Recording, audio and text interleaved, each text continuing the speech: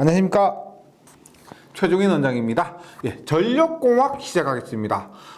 전력공학은 대학교에서 배울 때는 발전공학, 그 다음에 송배전공학, 혹은 뭐 전력계통공학 이런 과목들을 배우게 됩니다. 그래서 전력공학이라는 것은 전력을 발생한다. 그래서 발전공학. 그 다음에 송배전공학. 전력을 보내고 받는다. 라고 해서 전력공학이라고 이름을 붙입니다. 뭐 전기기기 과목은 뭐예요? 전기기기, 발전기, 전동기 이런 것들에 대해서 배우는 것이 전기기기고, 전력공학은 포괄적으로 전력을 발생하고 보내고 받고 이런 것들에 대해서 배우는 것입니다. 이 전력공학 과목의 특징을 한번 살펴보면은 가장 큰 특징이 뭐냐면은, 우리가 전력공학 하면은 따로 두고 볼 수 없는 것이 이 실기 과목입니다. 전기기사, 뭐 전기산업기사 이런 전기 관련 자격증들은 실기가 더 어렵습니다. 필기보다요. 그래서 이 전력공학 과목이 필기를 위주로, 필기를 목표로 문제답 이런 식으로 공부하시면은 굉장히 쉬운 과목이에요. 그런데 실기까지 염두하고 조금 깊이 공부하신다고 하면은 굉장히 어려운 과목 중에 하나입니다.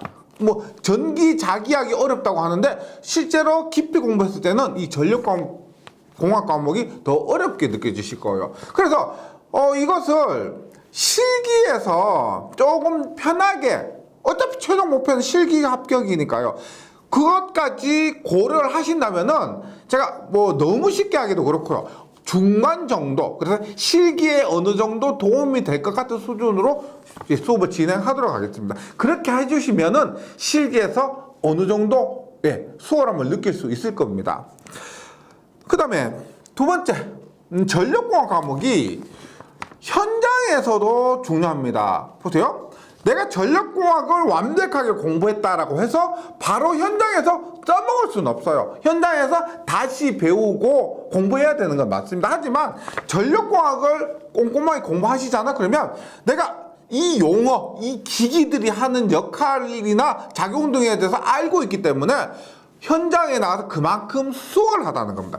뭐 한마디로 바보는 되지 않는다. 그래서 이 전력공학을 실무와 함께 연동해서 좀 정리를 해주시면 좋겠고요. 그 다음에 마지막으로 우리가 점수가 좀 따기 쉽다, 쉬운 과목이죠. 그렇게 했을 때 두 과목이 있습니다. 전기 설비 법규와 전력공학이요. 근데 법규는 막말로 배신을 많이 해요. 종종 배신합니다. 그래서 일반적으로 쉽게 출제도 되는데 어렵게 나오면 굉장히 어렵게 나와요. 법규에서 꽈라가는 분들도 계십니다. 하지만 전력공학은 배신하지 않아요. 일반적으로 전력공학이 점수가 가장 많이 나오는 과목 중 하나고요. 그래서 이 전력공학을 뭐 보통 한 16개 정도의 목표로 갖고 공부를 해주시면 좋겠습니다. 즉 합격을 위해서는 16개 정도를 맞춰 주셔야 된다. 그래서 대충 하시면 안 됩니다. 그리고 전력공학을 공부하시기에 앞서서 이 교재를 펴보시면 몇 번이에요? 4번입니다. 네 번째 과목이에요. 그래서 회로이론, 그 다음에 전기자기학, 전기기기, 다음에 전력공학입니다. 이 순서는 뭐냐? 회로이론을 공부하지 않으시면 이 전력공학은 굉장히 어렵습니다. 말 그대로 문제답 밖에 할 수가 없어요. 그래서 가장 효과적인 방법은 반드시 회로이론을 공부해 주시고요. 그 다음에 자기학과 기기를 공부한 다음에 전력공학 해주시면 효율적인 면에서는 좋습니다. 그러니까 이런 거죠. 어차피 공부해야 될 거 순서 없이 막 하느냐가 아니고, 이왕에 공부하신다고 하면은 회로이론, 전기자기학, 전기기기 다음에 공부해 달라고 부탁을 드리겠습니다. 그러면 전력공학, 제가 처음에 말씀드렸는데 발전부터 한번 보도록 할게요. 보세요.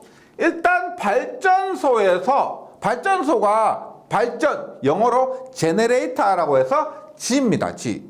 발전소에서 전기를 만들어요. 만들고 나서 우리가 철탑 있죠, 철탑. 이런 철탑을 통해서 전기를 보냅니다. 그러면 우리가 톨탑을 거쳐서 변전소까지 옵니다. 변전소까지. 그럼 변전소에서는 어디 나와서 이제 잘 아시죠? 전봇대입니다. 전주. 예, 전주. 그러고 나서 이렇게 각 가정으로 전기를 공급하게 되는데 이렇게 됩니다. 보세요. 이 부분을 뭐라고 하냐면 발전이라고 합니다. 발전. 네. 전기를 만들어요. 보통 우리 해안 지방에 많이 있죠. 해안 지방 동해안 쪽에 원자력 발전소 많이 있고 서해안 쪽에 화력 발전소 많이 있습니다. 이러한 발전소에서 발전하고요. 만든 전기를 보내는데 변전소까지 해서 이것을 송전이라고 합니다. 송전. 그 다음에 얘를 뭐라고 하냐면 우리가 송전하는 전압은 그 크기가 굉장히 큽니다. 최소 154kV에서 345kV, 765kV까지. 그래서 그 큰 전압을 사용하기 위해서는 작은 전압으로 바꿔야 되겠죠. 그 역할을 하는 것이 뭐냐면 변전소입니다. 변전소. 네. 그 다음에 변전소 이후를 뭐라고 하냐면 받는다라고 해서 이것을 우리가 배전이라고 합니다. 배전. 그래서 크게 봤을 때는 발전과 송전, 변전소, 배전 이렇게 이루어지고요. 그래서 우리 교재는 이렇게 됩니다. 원래 순서대로 하려고 하면은 발전, 송전, 변전소, 배전 이렇게 하면 좋겠지만은 발전 부분은 그 비중이 다른 부분보다 낮습니다. 즉 발전 부분은 수력, 화력, 원자력 세 파트로 이루어지는데 각각이 한 문제 정도로 출제가 되기 때문에요. 제 교재 구성은 이렇게 합니다. 송전 먼저 하고요. 그 다음에 변전소, 그 다음에 배전, 그 다음에 마지막에 발전 파트를 공부를 하게 됩니다. 뭐 중요한 거 먼저 하고 그 다음에 중요하지 않은 건 나중에 한다는 거죠. 그래서 교재 목차를 한번 보시면은 1장 전선로부터 있죠. 전선로는 송전과 배전 공통된 부분입니다. 예. 우리가 전선로는 공통된 부분이기 때문에 1장에서 가장 먼저 하고요. 그 다음 2장 선로정수 및 코로나부터 7장 이상전압 및 보호 개전 방식까지가 보통 우리가 얘기하는 송전입니다. 그래서 송전이 2장에서 7장까지고요. 그 다음에 변전소 있죠. 송전과 배전, 전기를 보내고 받는 것의 중간에 조율을 해주는 것. 네, 이것을 우리가 8장에서 변전소 파트에서 배우게 되고 그 다음에 9장에서 10장이 일반적으로 하는 배전입니다. 전기를 받아서 실제 사용하는 파트가 되고요. 말씀드리지만 1장은 송전과 배전에 공통되는 부분이라고 했습니다. 그리고 발전, 11장에서 13장까지가 발전이라고 해서 수력 발전, 화력 발전, 원자력 발전까지 해서 전력공학을 마무리하게 됩니다. 근데 아까 언급을 했듯이 우리가 송전, 변전소, 배전 이 부분은 실기에서 굉장히 그 비중이 커요. 필기에서 배우는 내용들이 있죠. 실기에서 거의 그대로 나옵니다. 근데 필기 공부 자꾸 실기 공부가 돼요. 네, 그래서 목차도 이렇게 정리해 주시는데 한 가지 더 제가 말씀드리면은 전력공학이 1장, 2장, 3장, 4장, 5장 따로가 아니에요. 1장에서 배운 것 갖고 2장에서 응용하고 2장, 3장, 4장 그 흐름을 파악하시면 이 전력공학도 굉장히 공부가 재밌습니다. 네, 무작정 1장, 2장, 3장, 4장보다 1장과 2장, 3장, 4장, 5장 이어진다. 그 흐름을 한번 느껴보시면은 전기 공부가 재밌다 하죠. 우리가 전기 공부 재밌다고 하는 약간 정신 나갔다고 생각하는 사람들이 있어요. 그런 분들이 이런 전력공학 과목을 통해서 재미를 많이 느끼십니다. 네, 힘드시겠지만은 1장 전선로 파트부터 시작을 하도록 하겠습니다. 1장 전선로입니다. 전선로가 뭘까요? 전선로 혹은 전로라고 합니다. 로는 뭐예요? 길이죠, 길. 전류가 지나가는 길입니다. 전류가 흐르는 길 해서 전선로라고 해요. 도로면 도로. 사람이나 자동차가 지나가는 길을 도로라 하죠. 근데 전선로를 제가 설명드리기 전에 도로를 한번 보시면 도로에 도로만 있는 거 아니죠. 도로도 있고 가로등도 있고 신호등도 있고 뭐 교차로도 있고 이러한 여러 성분이 여러 기기나 뭐 장치들이 합해져서 도로가 됩니다. 전선로도 마찬가지예요. 보세요. 전선로. 우리가 길 가다가 쉽게 볼 수 있는 전봇대를 한번 생각해 봅니다. 예, 근데 전기 배운 사람이 전봇대라고 하면 좀 없어 보이죠? 예, 그래서 우리가 전봇대를 하지 마시고, 이제 전기 배웠으니까 전주라고 해보세요. 보세요. 우리가 이러한 땅에 이렇게 전주가 서 있습니다. 예, 전주만 서 있는 거 아니죠? 보시면, 전봇대에 전주가 있고요. 전봇대 대신에 전주가 있고, 여기에 애자가 있습니다. 애자에 전선이 이렇게 지지되어서 전선이 지나갔죠. 참새가 않는 그 전기줄이요. 예, 이렇게 있고, 그 다음에 우리가 이 전주가 넘어지지 말라고 양쪽에서 당기는 거 있습니다. 당기는 거. 이건 뭐요?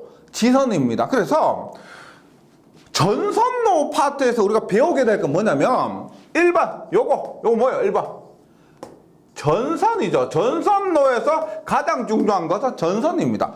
우리 도로에서 아스팔트 길 있죠? 그거요. 그 다음에 두 번째로 뭐 전선에서 중요한 거 요거 전주 자체를 우리가 뭐라고 한다? 지지물이라 그럽니다. 지지물. 그 다음에 보세요. 지지물과 전선 사이에서 요 부분 있죠. 길 가다 이걸 많이 보셨을 겁니다. 거무스름하게 생겨가지고 요거 애자 3번 애자. 그 다음에 전선의 마지막 요거 지짐을 넘어지지 말라고 양쪽 땅에 박아가지고 버티도록 해주는 거. 이거 뭐예요? 지선입니다. 지선. 1장 전선로에서 배울 것은 전선, 지지물, 애자, 지선 이 4개라는 거죠. 4개. 요거에 대해서 공부를 하게 될 것이고, 그래서 1장 전선로에서 1번에 있는 게 뭐예요? 전선이 됩니다. 전선. 예. 요것에 대해서 공부를 했고, 우리가 전력공학은 이런 게 있어요. 다른 과목은 눈에 보이지가 않습니다. 회로 이론, 전기자기야 내가 본 것이 아니고 그림을 통해서 혹은 막연히 추측을 하는 거죠. 그림을 추측하는 겁니다. 하지만 전력공학은 공부가 그나마 수월한 것이 뭐냐면 길 가다 볼 수 있습니다. 내가 그동안은 관심이 없었지만은 이제 전력공학 배웠기 때문에 길 가다가 한 번씩 보세요. 하늘 조금만 보세요.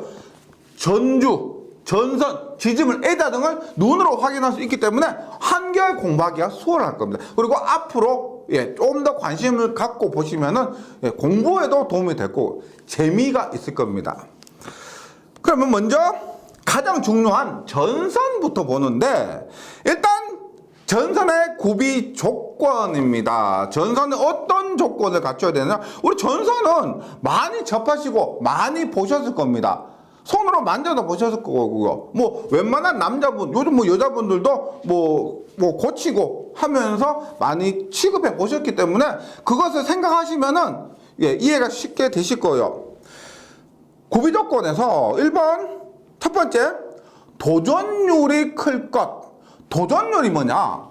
도전율 전도율이라고 하죠. 전기자기학에서 배우는데, 뭐 그래서 전도율, 도전율, 저항률 이런 부분에서 대해서 전기자기학 시간에 배우기 때문에 자기학 공부하고 나서 전력공학 공부하면 더 효율적이다 이렇게 말씀드린 거예요. 네.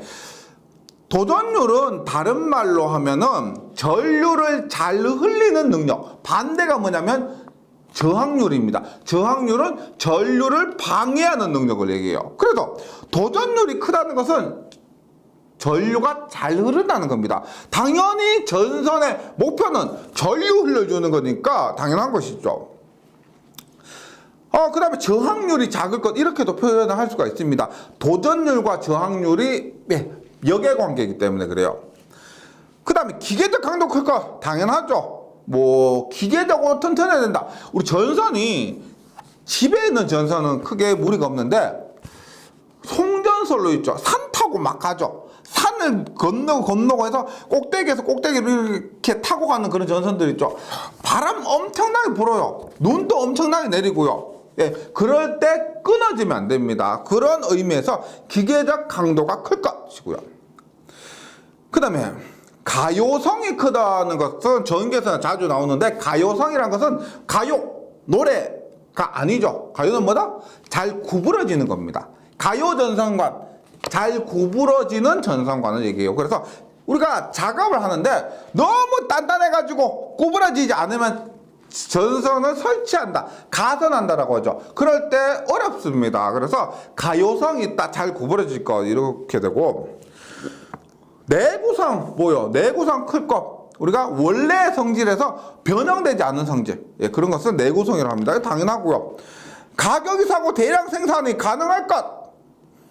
뭐 가격이 비싸고 대량 생산이 불가능할 것, 말도 안 되죠. 예, 이것도 조건이 되고, 그 다음에 신장률, 팽창률이 클 것. 신장, 팽창. 우리가 전선 같은 거, 전기 철도도 마찬가지예요. 철도 레일을 보시면은 레일과 레일 사이가 끊어져 있죠. 예, 어떻게? 여름에는 축 늘어지고 겨울에는 팽팽하니까 온도에 따라서 늘어지고 팽팽하고, 그러한 작용을 해야 안전하다는 겁니다. 전선도 마찬가지예요. 그런 의미에서 신장률, 팽창률이 클 것이 되고, 그 다음에 우리가 이런 거 보세요. 구비 조건인데 어차피 필기에서는 객관식입니다. 그래서 주관식으로 쓰는 것이 아니기 때문에 답을 찾을 수 있으면 돼요. 보면 구비 조건 처음부터 보시면 도전율이 클 것, 기계 강도가 클 것, 가요성이 클 것, 내구성이 클 것, 그 다음에 신장률, 팽창률이 클 것, 전부 클 것인데 이것은 작아야 됩니다. 뭐? 비중이 작을 것. 비중은 작아야 됩니다. 너무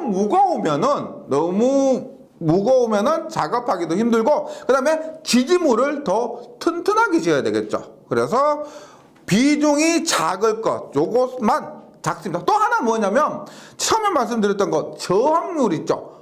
도전율이 크다, 반대로 저항률이 작다. 저항률과 비중은 작을 것. 네, 이렇게 됩니다. 전선 구비 조건이 되고요. 그 다음에 전선의 구조에 따른 분류입니다. 우리가 전력공학 이렇게 시험을 치지 않는다면은 전선 사러 가요. 아저씨, 우리 집에 뭐 형광등 달려가는데 전선 10m만 주세요 라고 하면 돼요. 하지만 우리는 전력공학을 공부를 하고 시험을 쳐야 됩니다. 더 나아가서 현장에서도 적용을 하셔야 돼요. 그러기 위해서는 좀 더 깊게, 뭐 형광등 다는데 필요한 전선뿐만 아니고, 예, 여러 가지의 전선의 종류들에 대해서도 공부할 필요가 있습니다. 그럼 보세요. 첫 번째, 종류가 많은데 첫 번째 구조 혹은 가닥수라고 합니다. 가닥수. 가닥이 한 가닥이냐 여러 가닥이냐에 따라서 단선과 연선으로 이루어집니다. 단선과 연선. 네, 이건 어렵지 않죠. 한 가닥이냐 여러 가닥이냐. 그 다음에 재료에 따라서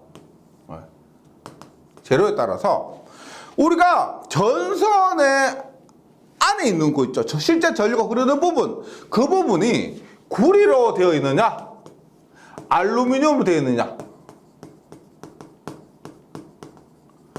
구리선이냐 알루미늄선이냐. 근데 구리선은 약간 무른 선 있죠. 연한 구리선과 딱딱한 구리선으로 나눠집니다.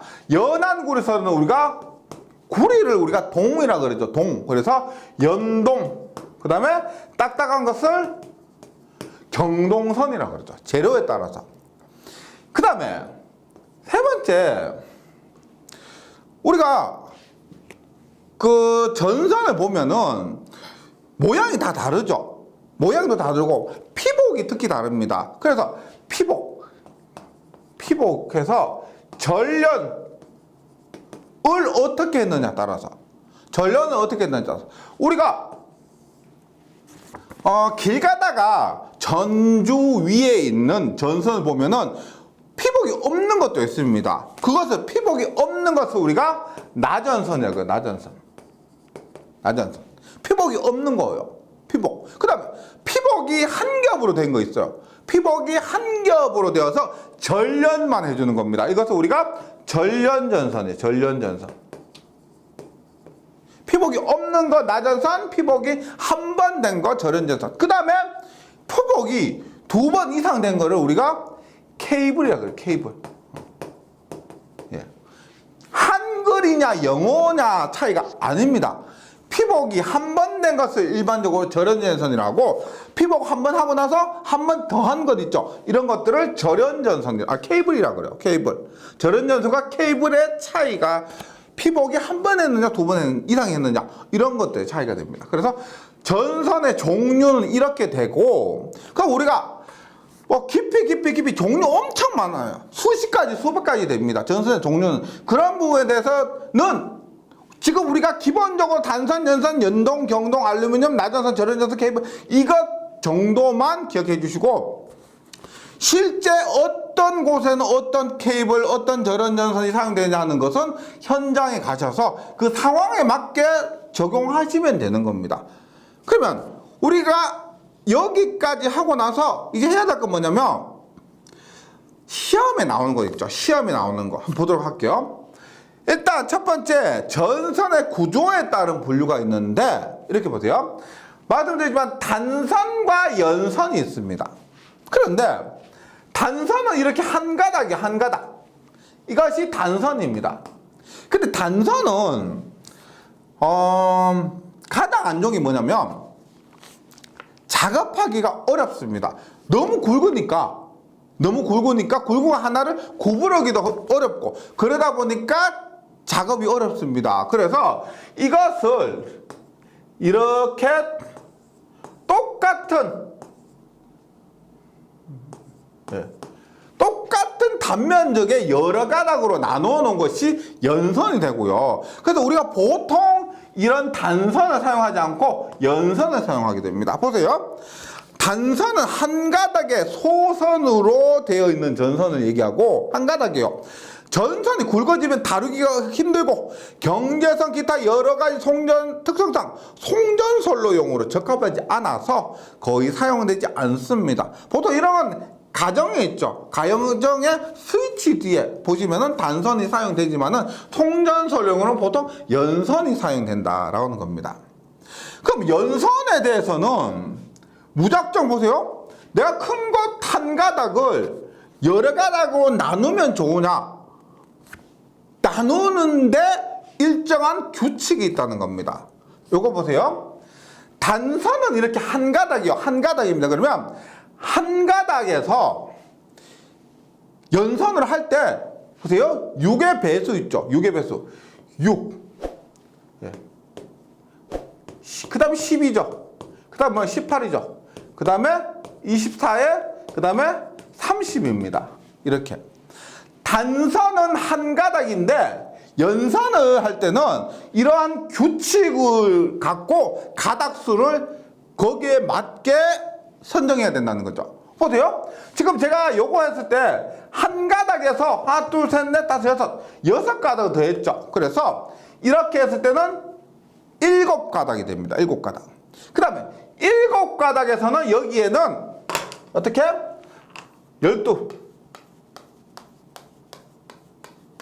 12가닥이 돼요. 그럼 얼마요? 7가닥에서 12가닥 따는 얼마? 19가닥이 됩니다. 그 다음에는 어떻게 된다? 여기에 18가닥 더 돼요. 18가닥. 그럼 어떻게 된다? 37, 60 하나, 90 하나. 이런 식으로 되는 거죠. 예.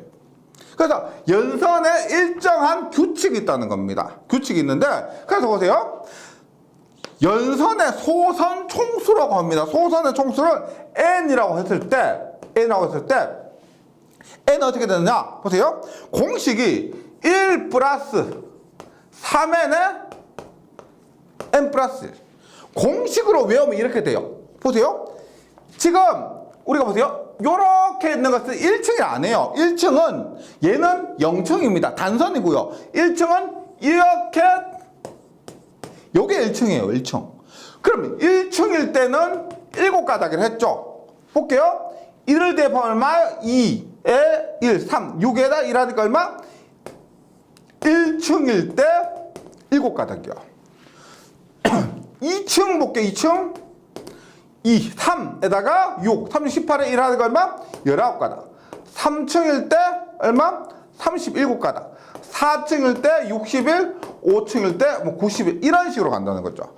그래서 공식을 외워주셔도 되고 혹은 제가 쓴 것 있죠. 요렇게 기억해 주셔도 됩니다. 이렇게 6의 배수에서 62, 18, 24, 30 하면 79, 37, 60, 91 이렇게 된다는 것 기억을 해 주시면 좋겠습니다. 공식이 어떨 때는 더 불편하기도 해요. 이거 외우고 계시면 답이 바로 나옵니다. 네, 이렇게 기억을 해 주시고, 그 다음에 연선의 바깥지름입니다. 바깥지름 한번 볼게요. 바깥지름 이렇게 1층짜리 해볼게요. 1층짜리 바깥지름. 여기서 말하는 바깥지름 뭐냐? 이걸 얘기합니다. 바깥지름. 그럼 뭐 어떻게 돼요? 지금 1층일 경우 바깥지름 얼마예요? 하나의 지름을 D라고 했을 때 1층일 때는 바깥지름 얼마예요? 하나의 지름이 하나, 둘, 셋, 3배죠. 그래서 1층일 때는 3D가 됩니다. 2층일 때 어떻게 돼요? 2층일 때는 여기에다가 하나씩 더 붙겠죠. 얼마? 5D가 됩니다. 5D. 맞죠? 이것을 공식으로 나타내면 얼마가 된다? 바깥지름 D는 얼마가 된다? 1 플러스 2ND가 돼요. 1 플러스 2ND. 그래서 1층일 때 얼마예요? 1층일 때는 3D, 2층일 때는 5D가 되는 거죠. 5D. 예. 요것도 공식 외워주셔도 되고요. 외워주셔도 되고 혹은 그림을 통해서 이해해 주셔도 됩니다. 네. 그 다음에 마지막으로 연선의 공칭 단면적이 있습니다. 연선의 공칭 단면적에서 어떻게 해요? 보세요. 단면적을 공식으로 할 때 어떻게 돼요? 반지름 곱하기 3.14 파이가 되죠. 그러면 반지름 하면 2분의 지름 곱하기 파이가 되니까 얼마? 4분의 파이 D의 제곱이 됩니다. 4분의 파이 D의 제곱. 이것이 뭐다? 한 가닥의 지름이 D일 때, 요 하나의 단면적 구하는 공식이 4분의 파이 D 제곱이에요. 그러면 우리가 이 전체 단면적은 어떻게 될까요? 어떻게? 전체 단면적을 S라고 하면은 하나의 단면적 4분의 파이 D의 제곱이 몇 가닥? N가닥 있죠. N가닥. 그래서 곱하기 N을 하면은 이것이 하나의 단면적이 된다는 겁니다. 하나의 단면적. 그래서 연선의 공식 단면적은 4분의 파이 D의 제곱 곱하기 N 가닥수 이렇게 되는 거예요. 근데 조금 응용하면은 이렇게 돼요. 보세요.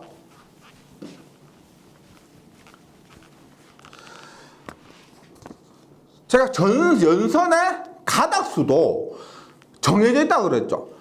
단선 한 가닥 이거 연선 1층부터 해서 7, 19 이런 식으로 나간다고 했습니다. 37 이렇게요. 그러면 공칭 단면적도 정해져 있습니다.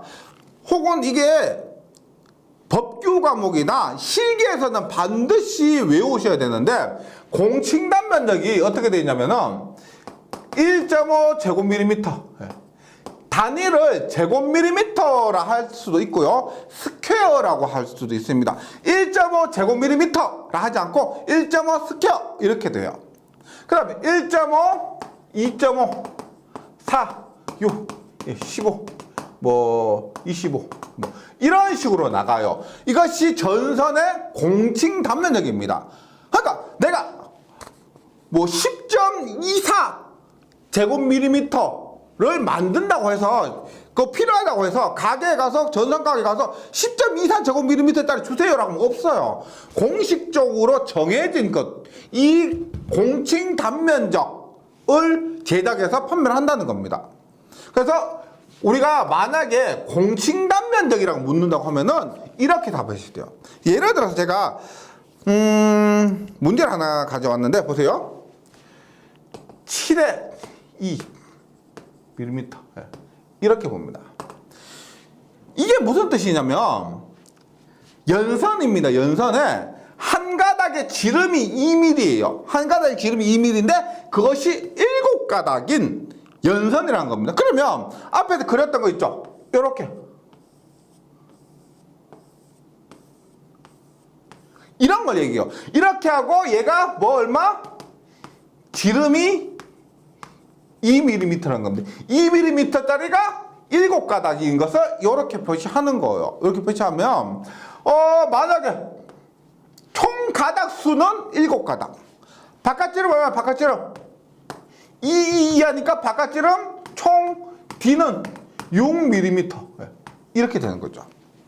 그 다음에 공칭 단면적을 묻는다고 하면은 만약 공칭 단면적을 구해라라고 하면 어떻게 돼요? 우리가 공칭 단면 S는 보세요.